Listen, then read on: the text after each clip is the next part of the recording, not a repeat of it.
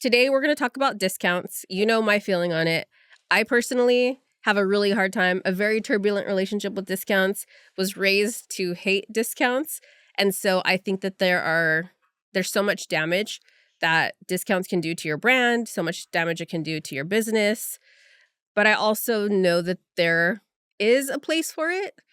And I'm getting there. I'm coming along to that.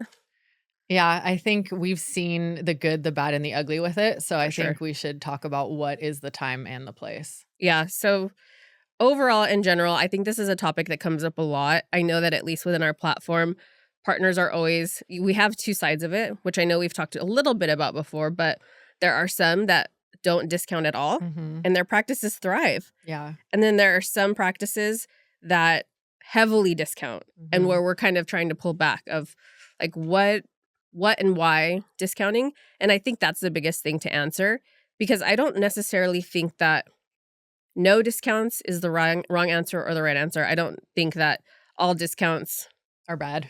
I was going to say, I don't think a heavy discounting practice, I don't think that's right. I think we train people, but let's get into that as far as like let's start with the bad. Okay. I'm not to be negative, but I just want to start with like, what are the things that we've seen that have hurt businesses? And then we can get into like the proper use. So why don't you kick that off? I'm going to call out the number one thing that I've seen that hurts the most is you train your clients to look for discounts. So then it starts to cannibalize the treatments that they're already going to come in for, and then they learn to wait. Can you give an example, like specifically? Yeah. Like if you're doing a promotion every year on neurotoxins, I'm going to wait and save up till I know that you're going to do this in May and then buy a bunch of banked neurotoxin that I can use throughout the year that I was going to do anyways. I didn't plan on this because I know I said I hate discounts, but I'm going to push back. Okay. What about Botox Day? Botox Day is very different. And I'm not talking about like the national Botox Day, just so the listeners know. Right. I'm talking about like when people actually dedicate days for like a neurotoxin day. Yeah.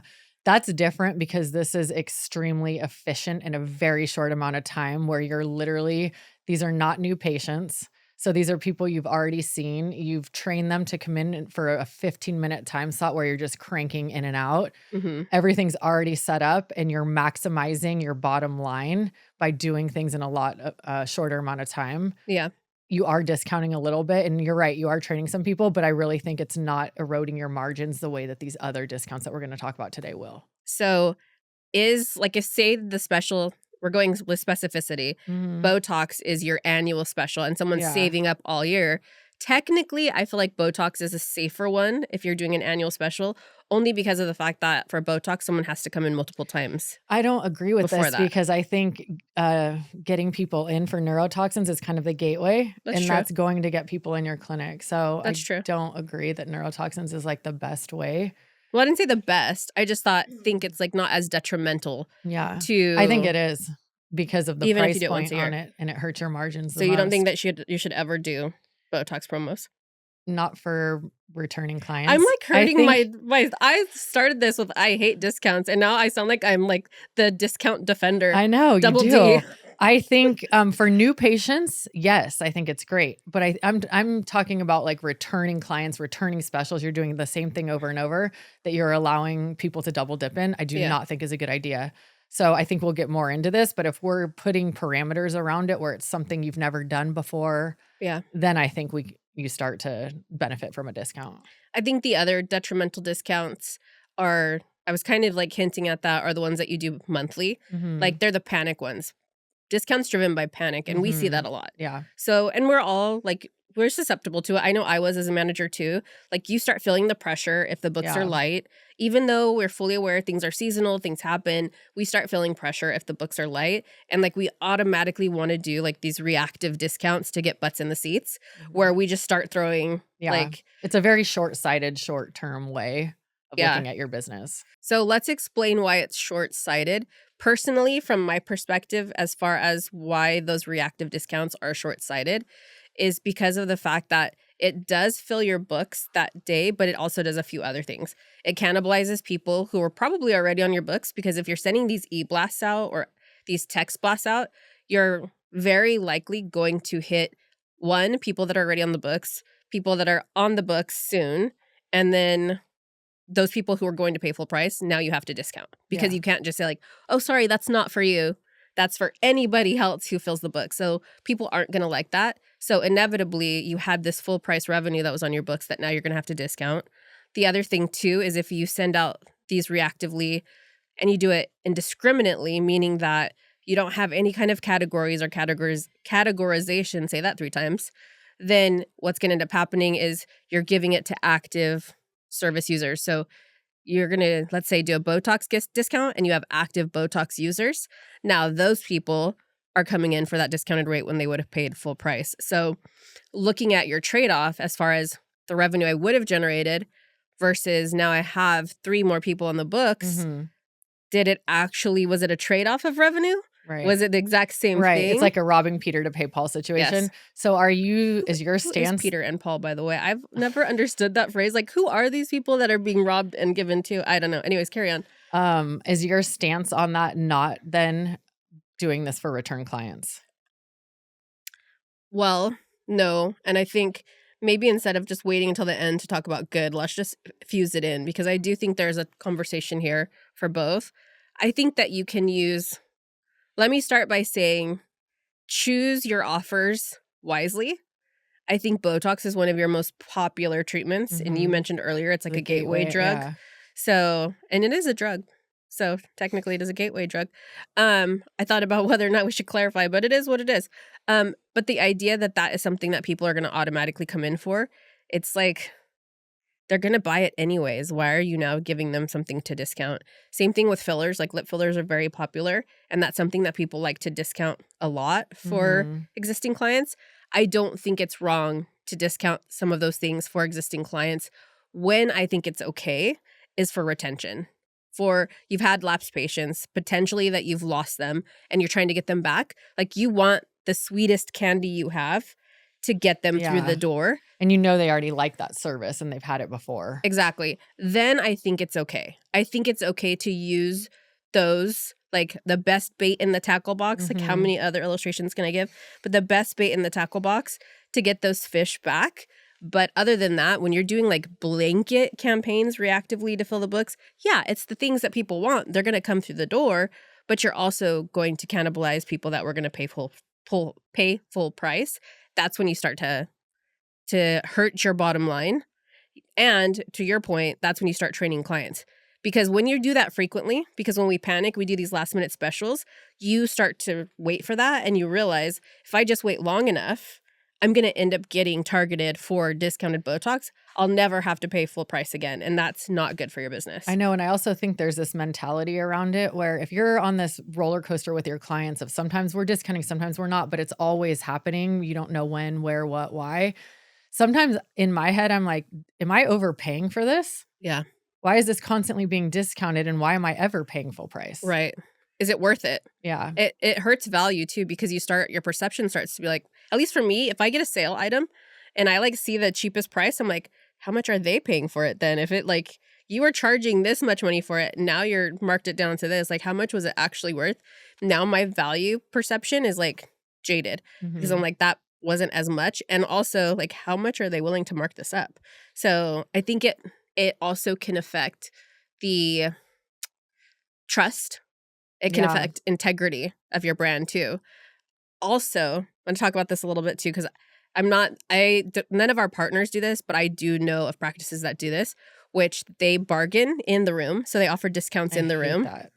And I don't know if you're thinking of who I'm thinking of. This is like from back in the day, but it would get around too. So these were not, I think that you could probably categorize those as strategic discounts because you're in my room and I want to close the deal.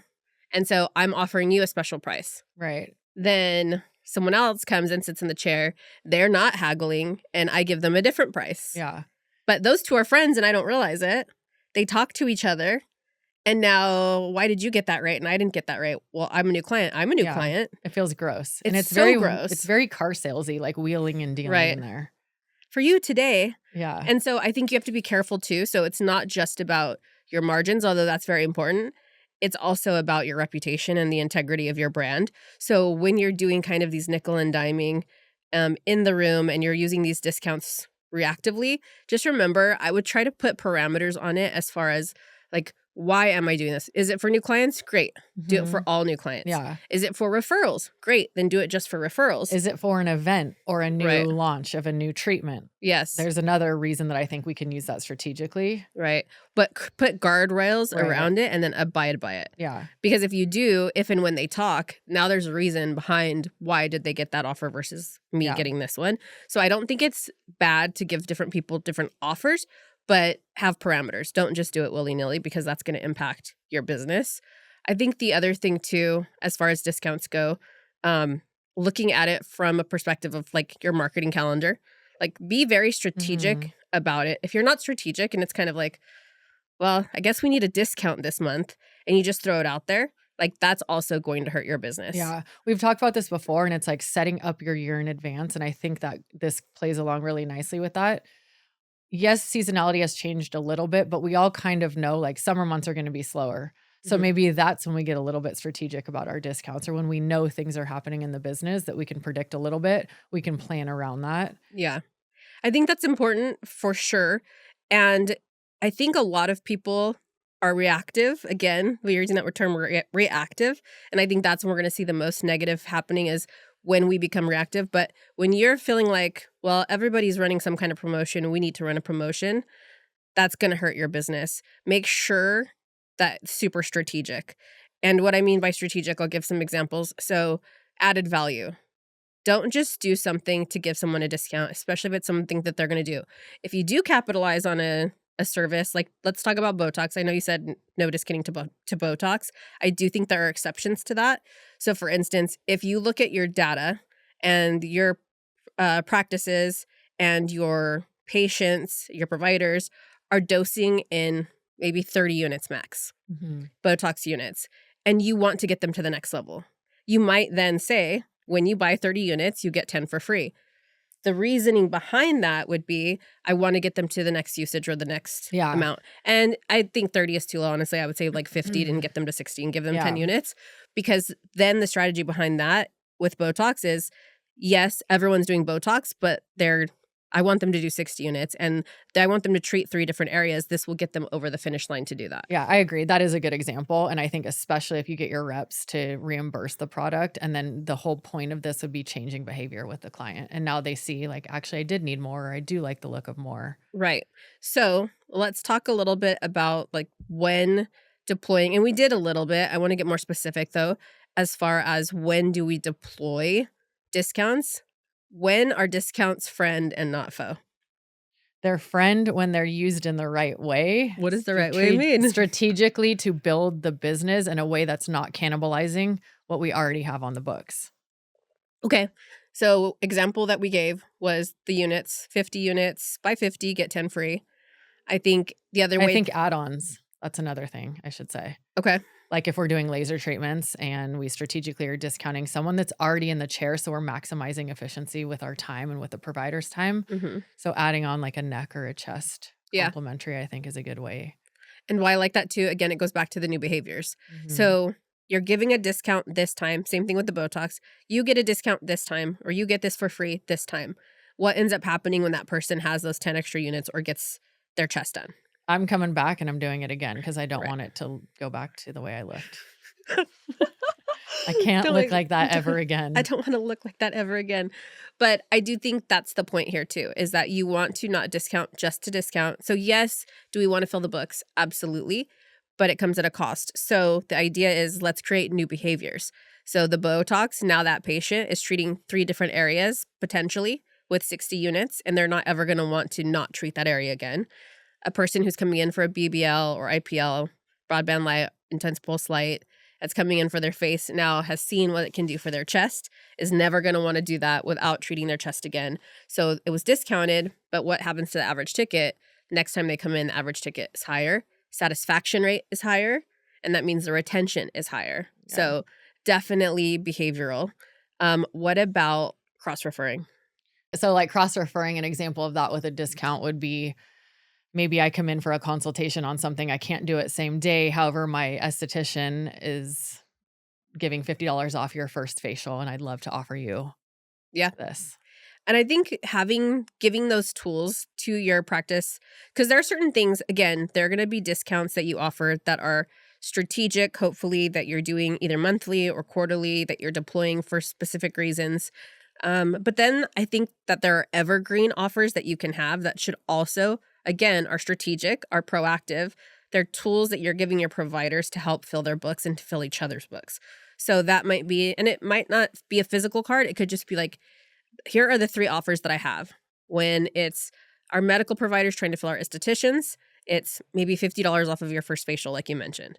When it's estheticians trying to fill the medical providers, maybe it's free laser hair upper lip or something like that. I'm not That's saying one that. way to piss off all your providers. I know. I definitely get the buy-in. I'm not saying that that's the one. The idea is, though, give them approved evergreen offers that they can use to help fill each other's books. Those I also think are really beneficial discounts. You mentioned credentialing, which I love that you did that because this is a huge piece of why people, I think, hesitate or second guess themselves and feel like they need to just throw all these discounts out there because there's so much competition now, way more than before. What do you think the difference is in the people who still in the same environment are not discounting and are super successful versus the people who are more reactive and it's this like, oh, I got to fit in with my competition. I Yeah. need to discount in order to be successful mentality? That's a really good question, to be honest, one that I think about often. I think it's a very slippery slope. I think the brands that I'm familiar with that don't really discount ever have never. Mm-hmm. So the patients know that they're going to pay a certain price. When you think about like YSL, brands like that, you don't go in looking for the sale rack. You know it Mhm. doesn't exist. So you walk in, not to say that they don't have outlets now, that's besides the point. But you walk in knowing that you are committing to a certain level of quality for a certain price tag. You don't say like, hey, where's your discount rack? Mhm. Period. And people pay it and they go in there and they know it. Now, if you go into even Nordstrom, they have a discount section. You know that almost every article of clothing in Nordstrom at some point will go on sale. So if you are on a budget, you can go to the sales section. There's no problem with that. There's no issue with that. But it's 2 different things. And now as a Nordstrom client, I'm going to be shocked if all of a sudden they're like, we don't discount anymore. They're like, what is that about? I'm waiting for this. I'm expecting my points. I'm expecting to use my points. And I might be put off of that. Or I might be okay with it. I don't know. But the point of this is that there are certain brands that have always discounted. And so your patients will always expect it. Mhm. And there are certain brands that never have, and your patients don't expect it. So then are you saying you can't rewind if these are your habits now? Is there a way to kind of claw yourself out of maybe if you are a practice who has discounted a lot and you're hearing this and you're like, oh shoot, I've been wanting to get myself out Yeah. of this habit of discounting. Is there a way to claw yourself out of it? I think going back to that Nordstrom example, I think if Nordstrom said, we're no longer discounting, we're no longer offering points, I do think there's a risk that they'd lose some people. But if that meant an elevation in something, elevation in service, elevation in quality, you might lose some people. You might gain other people, and some people will adapt. So I do think that if you tried to claw your way out of it, I think you should, bottom line. I think that if you're an over discounter, you have to. For Yeah. this health of your business, you have to claw your way out of it. The expectation, though, is that you will lose the discount shoppers. I don't think that's a bad thing, Yeah. to be totally honest. And I also want to say, I don't think we're talking about going from 0 to 100 here either. This is more of like a slow play of Yeah. getting yourself kind of in new habits and retraining your staff and retraining your clients is really the bottom line here and how we have to think about this. I also think it's an evolution of what your offer is. So it doesn't necessarily mean that you have to stop giving promotions. Mhm. It's an evolution. Maybe stop blanket discounting your filler Yeah. for everybody all the time, and like just because you need to fill your books. Maybe stop that and instead do when you buy 2 syringes, you get 1 free. Mhm. Something like that. Some of the value, the perception could be even higher, but the next time they come in, the value to your clinic is higher. Behavior has shifted. So it's better. It benefits the business. So again, it's all perception. So it's not that you're all of a sudden saying we no longer discount. It's that you do added value now, and the perceived value could be even higher. But again, to your business, I think there's a greater benefit. I think the other time too is new clients Mhm. when these are great, and we'll talk about another category too, but new clients I think are a very important category. There are different positions on whether or not to discount even new clients. What's your take on that? I have my personal take, and I kind of have two ideas in my head, but I want to know what you think. I go back and forth on this one, Okay, but good. Let's seesaw this a bit. yeah, I think because a client doesn't know us yet, we don't have their trust, they don't know what we offer, they need to at least come in and experience us. So, for that reason, I do think we need to do something enticing to get to the masses, if more than just referral based and organic growth. So, in that So, aspect, I do believe in discounting for new so what patients. platform would you use for that particular type of discount? The digital, Okay, digital meaning like Facebook, Instagram, ads or like personal accounts? both. Both. Okay. So what So I would new provider ramps, I think, okay. is great for new client discounting. Mm-hmm. And then But would it just be for new providers? Because here's my thing. Here's why I'm asking that. So you know exactly where I'm trying to take cut you. to the So chase. so where I'm pulling the leash, is the idea that once you put it out there that this is a new client offer, you must honor it for all new clients. Period. So it can't necessarily, you could funnel it and say, well, we're going to funnel these to the new provider. And that can be an internal conversation that can work absolutely well. And I'm not saying that I'm against new client promotions. I do think that there's some value to them. Where I have seen it go awry, and we've experienced this in one of our companies that we used to work for, they had a 15% off.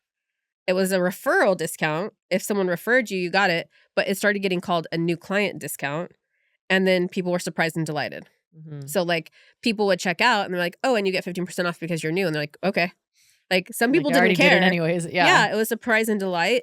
And I went back through, and I won't don't remember anymore, so I won't give the specifics of it. But I looked at how much money we lost in those like surprise and delight discounts, and it was insane. And Mhm. the reason why I was not okay with it was because there was no strategy behind it. It was literally just, here's some of our money, take it back. No strategy whatsoever. You were already there. You were already going to pay full price. And now all of a sudden, I just scraped some money off of the top and bottom line. Yeah. Like, to me, be very careful about your new client discounts, that you use them very strategically. If you're going to have a new client discount, great, but use it to drive people through the door. But remember, if it is going to be a blanket discount, it's going to be something you have to offer to all new clients, or find a way to do it to where if it is only advertised through new clients, if someone mentions Booking it, with so and so. right. But if you establish, like, as a practice, we always do this for new clients. Again, I'm not saying it's Yeah. wrong, but be careful. It's a slippery slope because you could just be giving away free money. Is free money a thing? I don't like that phrase either. You're just giving away money. We'll do that. Um, so that was the one that I was thinking of as far as like the surprise and delight. Just be really careful that it's not surprise and delight. I think there are times when surprise and delight is nice. So for instance, I know some practices like around Christmas, they might want to do something like give $50 off as a thank you for being a client, and you give that to everyone that comes in the month of December. I get that. I understand that. They're not expecting it. It's a surprise and delight, but it kind of goes with the holiday. It's a feel good, it's retention. It's not all year long. So if you want to do something like that, it's a feel good. Make sure again that there's a timeline for it. It's not a forever thing. Yeah. Forever offers Will kill you. get you in trouble. So I also want to be careful about not double discounting. You can really get yourself in trouble if you start stacking discounts, whether that just be like a referral on top of something else. I really recommend just saving use whatever's greater at the time, and then save the next one and just continue doing that instead of layering things. Yeah, I also think if you have been in the practice of double discounting before, I think it's really, really important to find a way to get out of it Mhm. and make it say like, okay, starting this quarter, we don't double discount. So if and when you've trained clients to expect double discounts, they come in, you can say, oh, you know what? We're actually no longer allowed to do that. So the bottom line, Is we're protecting the bottom line. but I'm chink. Oh, you're So waiting for that. I love it. We are protecting the bottom line. One last thing that I want to talk about regarding discounts, provider time and provider buy-in. That's the other thing people struggle with discounts, which is when you have a discount that is not strategic, not meaningful, not going to change behaviors, providers are not necessarily understanding the benefit of what happens. You don't get buy-in and they refuse to do it, or they do it and they're resentful and they don't actually look at this patient as like a long-term patient. They kind of just do whatever the discount is. Fine, here's your discount. And they don't treat them the same way that they would if this was like a full paying client. Ugh, that is such a miss too. And we could spend so much time on the importance of provider buy-in, but I'm going to stay focused on discounts. When you don't have the strategy behind the discounts and you don't have the why or explain the why to your providers, it's very challenging. Like you said, I have run into where they're like, I don't want to do them. They would rather have empty books, which is also Yeah, I insane to me. know. They'd rather have empty books, but it's so important to deploy those strategies, then have a talk with your provider and say, here's why we chose to do this. Here is the target audience. Here's the goal of this. And here's why I think it will benefit you. Yeah. And here's the expiration on it. This is not a forever thing. But Right. this is our goal in doing all of this. Right. But if they find out, oh, hey, books were light, we sent this We to slammed them everybody. with free facials. We send them with free facials or every filler is getting a discount Mhm. and they were packed, like especially your high producing providers are packed with filler. Now all of their filler is discounted.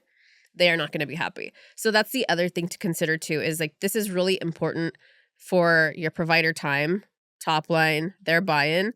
Also, if you are smart about your discounts, they're not going to push back forever. They're going to start realizing, hey, they don't want to discount either. It's not great for them either. So it's a purpose. Here's the why. Here's how it's going to benefit me. Make sure they have that. And so they have the experience. You also mentioned something else that I think is very important, which is when they have a bad attitude, Mhm. the patient feels it. Yeah, I've seen that so much when they're not bought into the discount. That reflects on how they treat the client, but also they don't go into it with the mindset of like, let's do a full consultation and I'm going to Right. give you all, all of your options and talk about retail. They kind of just do exactly what the Right. discounted service is. And we've talked about it briefly before because I've said I'm not necessarily a discount shopper, especially with my face. However, I do like if someone's like, hey, we're going to give you this offer, like I might try something different.